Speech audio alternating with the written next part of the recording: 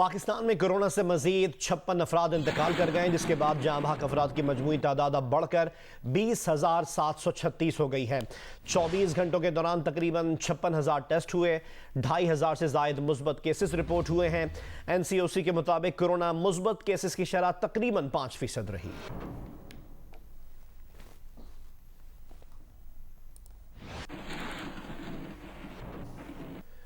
खैबर पख्तूनख्वा में corona virus से एक और लेडी डॉक्टर का इंतकाल हो गया है। डॉक्टर आलिया 2 माह से एक निजी हॉस्पिटल में जेर इलाज थीं। खैबर पख्तूनख्वा में कोरोना से शहीद डॉक्टरों की तादाद 68 हो गई है, जबकि शहीद हेल्थ मुलाजमीन की तादाद 106 तक जा पहुंची है। वजीर आला खैबर पख्तूनख्वा ने कोरोना से डॉक्टर आलिया मुख्तियार के इंतकाल पर इजहार अफसोस किया है। यहाँ हम आपको ये भी बता दें कि कराची में corona vaccine mobile units fall कर दिए गए हैं। दूर दराज इलाकों में मोबाइल यूनिट के जरिए वैक्सीनेशन की जाएगी। सिंध के हर तालुका में 5 मोबाइल यूनिट्स काम करेंगे।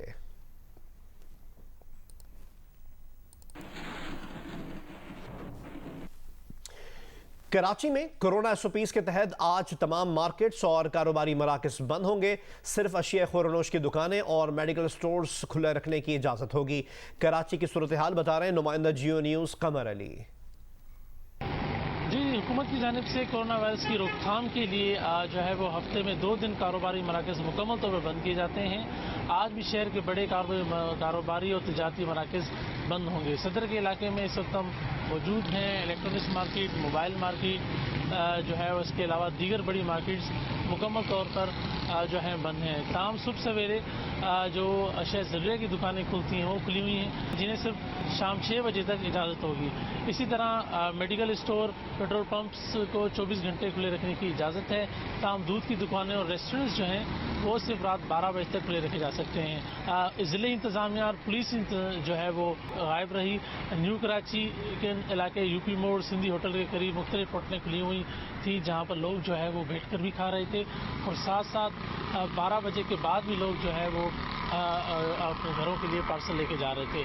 इसी तरह लोग गैर ज़रूरी तौर पर भी न्यू कराची के मुख्तलिफ इलाकों में नौजवान घूम फिर रहे थे, लेकिन उन्हें रोकने वाला कोई नहीं था।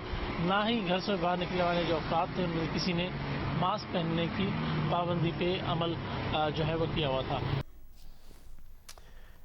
PDM के इस्लामाबाद इजलास में इंतखाबात के ऑर्डिनेंस और वोटिंग मशीन्स मुस्तरद कर दी गईं। 4 जुलाई को सुवात, 29 जुलाई को कराची और 14 अगस्त को इस्लामाबाद में मुजाहरे का ऐलान कर दिया गया। अफगानिस्तान की सूरत हाल पर पार्लियामान का इजलास बुलाने का मुतालबा किया। पीपल्स पार्टी और ANP को पार्लियामेंट में साथ मिलाने का फैसला हुआ। सेनेट और कौमी असम्बली में ऑपोजिशन जमातें मिलकर किरदार अदा करेंगी। बजट इजलास के मौके पर मिलकर मुखालफत की जाएगी। मौलाना फजल रहमान ने इस मौके पर कहा कि पीपल्स पार्टी और ANP के पास अभी भी मोहलत है, वो खुद रुजू कर सकते हैं।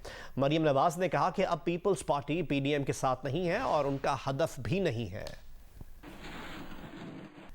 PDM सरबराही इजलास के बाद मरियम नवाज का कहना था कि अब पीपल्स पार्टी PDM के साथ नहीं है और उनका हदफ भी नहीं है। बार बार पीपल्स पार्टी से मुतालिक सवाल में ना उलझाया जाए। PDM की अपनी और पार्लियामेंट की अपनी हिकमत अमली है। बतौर अपोजिशन लीडर मियां शहबाज शरीफ अपनी जिम्मेदारियों से वाकिफ हैं। PDM की फ़र्क हिकमत अमली है और पार्लियामेंट की, और बतौर leader of the opposition Shahbaz Sharif साहब की एक फ़र्क हिकमत अमली है। दोनों को आई थिंक कंफ्यूज अगर ना किया जाए तो बेहतर है। शहबाज साहब अपनी जिम्मेदारियों से भी बाहर हैं बतौर लीडर ऑफ द अपोजिशन। तो PDM कम्प्लीटली इंडिपेंडेंट है और पीपल्स पार्टी अब PDM का हिस्सा नहीं है और मेरा हदफ भी नहीं है। इसलिए बार बार अगर मुझे काइंडली इस सवाल में ना उलझाया जाए। अवाम के पास जाना हर सियासतदान का PDM का हक है, उनसे रजू करना, उनकी तकालीफ को सुनना, उनकी तकालीफ में उनके साथ खड़े होना PDM का हक है। ये कमज़ोरी नहीं बल्कि मजबूती की निशानी। पीपल्स पार्टी के रहनुमा नैयर बुखारी का कहना है कि आज हम ख्याल जमातों का इजलास था। उसको पीडीएम का इजलास नहीं समझते। उन्होंने कहा सरबराही इजलास का फैसला था कि लॉन्ग मार्च होगा, तहरीक अदम एतमाद लाई जाएगी। कहाँ गया लॉन्ग मार्च? ये क्यों पंजाब असम्बली से मुस्ताफ़ी नहीं होते? नैयर बुखारी ने मजीद कहा कि पीपल्स पार्टी किसी की मातहत जमात नहीं, जो फैसले पीडीएम में किए थे बराबरी की सतह पर किए थे। ये शो कॉज नोटिस पर मुआफ़ी मांगे, पीपल्स पार्टी बिल्कुल रजू नहीं करेगी। शहबाज शरीफ अगर समझते हैं कि वो पीडीएम के नुमाइंदे हैं तो फिर बात नहीं हो सकती। इन्होंने फैसले किए जो पीडीएम का नाम इस्तेमाल कर रहे हैं, क्या फैसले की, क्या एजुकेशनल पॉलिटिक्स है, किधर गया इनका लॉन्ग मार्च? क्यों नहीं ये रेजिग्नेशन देते पंजाब असेंबली में? जब हम बी के अंदर पहुंचे तो पीपल्स पार्टी ने टाइम आउट ले लिया और उससे वो सारा मोमेंटम टूटा। जब इन्होंने कहा कि हम बॉल डी के पास ले गए, ये तो ग्राउंड में ही नहीं आए। बॉल डी में जाने की तो बात की बात है। मेरा ये बहुत अच्छे मुलाजम है इनके साथ। किसी पीडीएम के सरबराही इजलास में ये फैसला नहीं था कि लॉन्ग मार्च जब इस्लामाबाद पहुंचेगा तो रेजिग्नेशन देंगे। वफाकी वज़ीर इत्तलात फवाद चौधरी ने कहा है कि अपोजिशन कन्फ्यूज्ड, मायूस और मुंतशिर है। अपोजिशन जल्द से जुलूसों के बजाय तामीरी और मुस्बत सरगर्मियों पर तवज्जो दे। हुकूमत ने बार बार अपोजिशन को दावत दी, आएँ और पार्लियामान में इंतखाबी इस्लाहात पर बात करें। फवाद चौधरी ने पीडीएम इजलास के हवाले से कहा कि पीडीएम में वाज़े तजाद है। एक धड़ा जलसा जलसा खेलना चाहता है, दूसरा पार्लियामेंट के अंदर बातचीत का बयान देता है। फजलुर रहमान अपनी सियासी महरूमी का बदला जमहूरी निज़ाम से न लें। शहबाज शरीफ और राग गा रहे हैं, फजलुर रहमान कुछ और साज बजा रहे हैं। वफाकी वज़ीर इत्तलात फवाद चौधरी का मजीद कहना था कि इलेक्ट्रॉनिक वोटिंग की मुखालफत करने वाले धांधली ज़दा निज़ाम को परवान चढ़ाना चाहते हैं। पीडीएम की बैठक से सिर्फ जलसा, तकरीर और प्रेस कॉन्फ्रेंस बरामद हुई। बेहतर है अपोजिशन आज़ाद कश्मीर इंतखाबात पर तवज्जो मरकूज करे, पता चल जाएगा कौन कहां खड़ा है।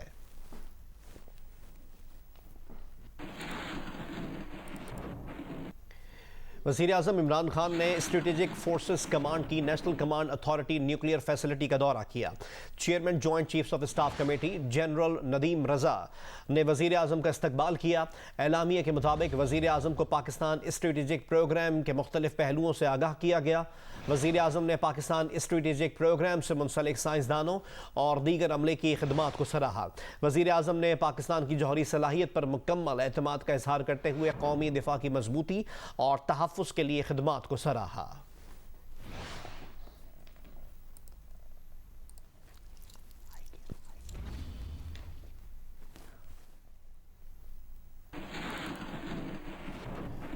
वज़ीर आज़म इमरान खान ने कहा है कि वो एफबीआर की काविशों को सराहते हैं। अपने बयान में वज़ीर आज़म ने कहा एफबीआर ने पहली बार 4000 अरब रुपए से ज़ायद वसूली करके नई तारीख रकम कर दी।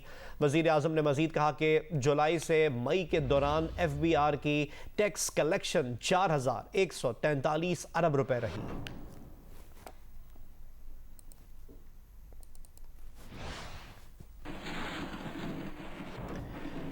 पाकिस्तान पीपल्स पार्टी के चेयरमैन बिलावल भुट्टो जरदारी का कहना है कि अवाम दुश्मन बजट की पार्लियामान से मंजूरी को नाकाम बनाएंगे। IMF मुलाजमीन के बनाए बजट की मंजूरी मुल्क की खुददारी पर हमला होगा। बिलावल भुट्टो ने अपने बयान में कहा कि पीपल्स पार्टी मुल्क की मुआशी बका के लिए बजट मंजूरी रोकने की जद्दोजहद करेगी। सख्त शराइत पर कर्ज, नाकाबिल बर्दाश्त टैक्सों से ख़जाना भरने का दावा मुआशी तरक्की नहीं। उन्होंने कहा कि मुआशी तरक्की का सिर्फ एक पैमाना है कि आम आदमी की ज़िंदगी खुशहाल हो। बिलावल भुट्टो जरदारी ने कहा कि हर पाकिस्तानी को मखरूज करके मुआशी तरक्की के गुन गाना ज़ख्मों पर नमक छिड़कने जैसा है। पीपल्स पार्टी मुल्क की मुआशी बका की खातिर बजट की मंजूरी रोकने के लिए जद्दोजहद करेगी। हर बजट से पहले इमरान खान कहते हैं ये साल तरक्की का होगा, फिर मुआशी तबाही जारी रहती है। अवाम दुश्मन हुकूमत अवाम दोस्त बजट नहीं बना सकती।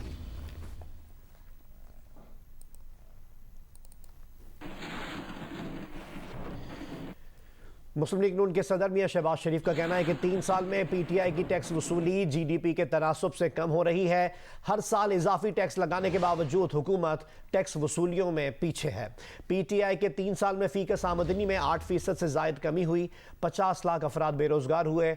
2018 में नून लीग ने इक़्तिदार छोड़ा तो मईशत का हजम 313 अरब डॉलर था।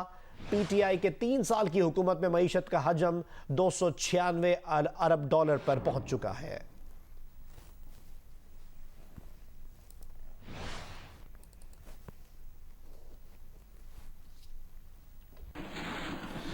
वजारत इत्तलात और ISI के दरमियान हफ्ते को आला तरीन सतह पर राब्ता हुआ है।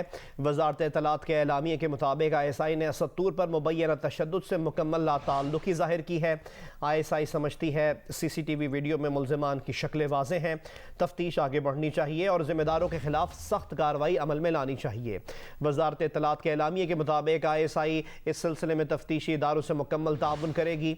वजारत इत्तलात इस सिलसिले में इस्लामाबाद पुलिस से राब्ते में है। उम्मीद है मुल्ज़िमान जल्द कानून की गिरफ्त में होंगे। वजारत इत्तलात का कहना है कि सबूत के बगैर इदारों पर इल्ज़ाम की रविश ख़त्म होनी चाहिए। मनफी रिवायात मुल्की इदारों के खिलाफ साजिश का हिस्सा हैं। जल्द असल किरदार बेनकाब होंगे।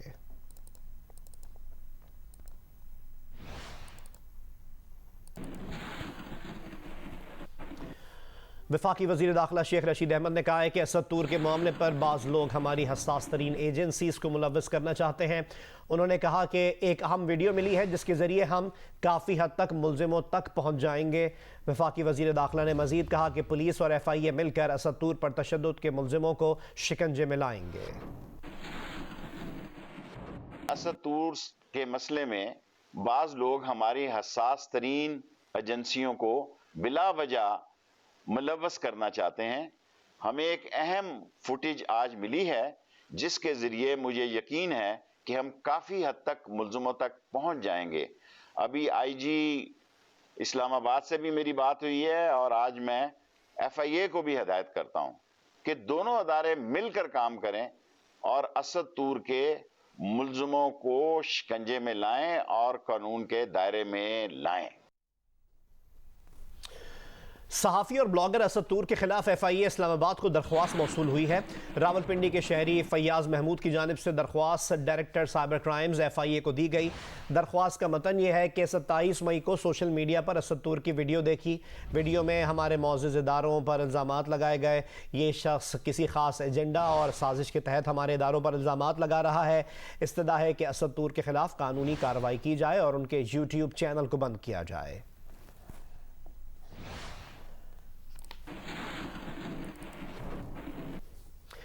दीगर खबरें शामिल करें और आपको बताएं कि कोरोना वबा के दौरान ऑक्सीजन ना मिलने के खौफ के बायस लोगों ने अपने प्यारों को बर वक्त ऑक्सीजन की फराहमी के लिए घरों में ऑक्सीजन सिलेंडर्स रखना शुरू कर दिए हैं।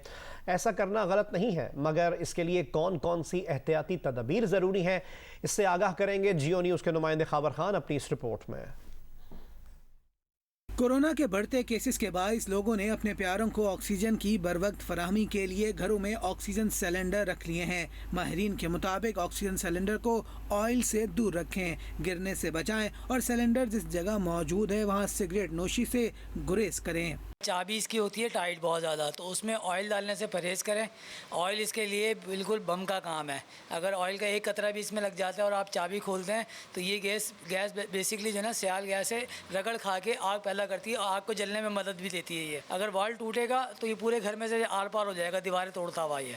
माहिरीन के मुताबिक इस वक्त मार्केट में 50 से 250 क्यूबिक फीट तक के सिलेंडर्स दस्तयाब हैं। नए सिलेंडर भी अब आ रहे हैं क्योंकि कंजप्शन ज़्यादा हो गई है, यूज़ ज़्यादा हो गया है, तो पुराने सिलेंडर कहाँ तक इसमें लगेंगे। तो अभी चाइना से भी इंपोर्ट हो रही है और भी दूसरी जगह से इंपोर्ट हो रही है इसकी, दुबई से भी सिलेंडर आ रहे हैं। माहिरीन के मुताबिक ऑक्सीजन सिलेंडर लेते वक्त उसके टेस्ट से मुतालिक चेकिंग की तारीख देखना भी ज़रूरी है। कैमरामैन मोहम्मद साजिद के साथ खावर खान, जियो न्यूज़, कराची। सस्ती अशिया फराहम करना हुकूमत का अज़म है। यूटिलिटी स्टोर्स के जरिए हुकूमत इस अज़म की पासदारी कर रही है, लेकिन हुकूमत का डिलीवरी चैनल गरीब तबके की परेशानी का सबब भी है। इस पर यह रिपोर्ट मुलाहिजा कीजिए। आटे की गाड़ी स्टोर खुलने से पहले आ चुकी थी और सस्ती अशिया खरीदने गरीब तबका शायद उससे भी पहले। बस इंतज़ार था कि यूटिलिटी स्टोर खुले तो हुकूमत की फराहम करदा सस्ती अशिया खरीदी जाए। तकरीबन 8 बजे से खड़े हैं जनाब और अभी आए हैं 10-20 पे उन्होंने खोला है। बैठे हुए इंतज़ार कर, अभी आटा उतरेगा तो फिर मिलेगा। यूटिलिटी स्टोर के मामूल से कुछ हम आहंग हो चुके हैं, जो नहीं हो सके उनके लिए ये कोफ्त है। ये स्टोर 10 बजे खुलता है, हम 10 से पहले आ जाते हैं, बैठे होते हैं, लाइन लगे बैठे होते हैं, सत्यानाश हो जाता है, डामाडोल हो जाता है, कमर में दर्द होता है। यूटिलिटी पे सरफराज दिया है लेकिन कुछ भी सहूलत नहीं है। हुकूमत को वसाइल की किल्लत का मसला है, लेकिन फिर भी वो रकम मुख्तस करके यूटिलिटी स्टोर के ज़रिए गरीब तबके की मदद कर रही है, लेकिन उसके डिलीवरी चैनल में ख़राबी है। हुकूमत उसे भी बेहतर बनाए। एक तजवीज़ यूटिलिटी स्टोर के ऑनलाइन मॉडल की भी है। कैमरामैन मोहम्मद साजिद के साथ रियाज एंडी, जियो न्यूज़, कराची। वफाकी वज़ीर ख़जाना शौकत तरीन कहते हैं टैक्स में इजाफे से मुताल्लिक़ IMF का मुतालबा मुस्तरद कर दिया है।